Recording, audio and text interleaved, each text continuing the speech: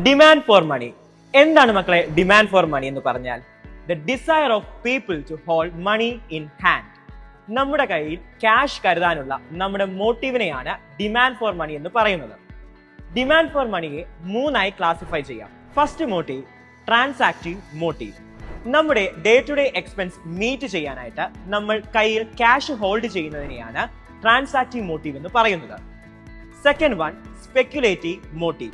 Speculative transaction അല്ലെങ്കിൽ ബോണ്ടുകൾ, gold, debentures, shares, land തുടങ്ങിയവയിൽ ഇൻവെസ്റ്റ് ചെയ്ത് ഗെയിൻ നേടാനായിട്ട് നമ്മൾ നടത്തുന്ന ട്രാൻസാക്ഷൻസ് ആണ് സ്പെക്യുലേറ്റീവ് ട്രാൻസാക്ഷൻസ്.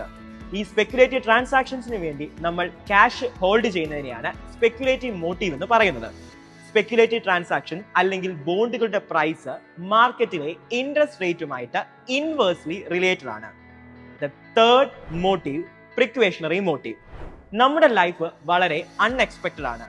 എന്ത് സംഭവിക്കുമെന്ന് നമുക്ക് ഒന്നും തന്നെ പ്രെഡിക്റ്റ് ചെയ്യാൻ പറ്റില്ല.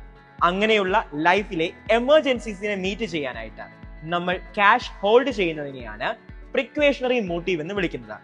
പക്ഷേ total demand for money calculate ചെയ്യുമ്പോൾ സ്പെക്യുലേറ്റീവ് ഡിമാൻഡ് ഫോർ മണിയും അതുപോലെ ട്രാൻസാക്റ്റീവ് ഡിമാൻഡ് ഫോർ മണി മാത്രമാണ് കൺസിഡർ ചെയ്യുന്നത്. അപ്പോൾ ഡിമാൻഡ് ഫോർ മണി എന്തെന്ന് മനസ്സിലായി കാണുമല്ലോ അല്ലേ?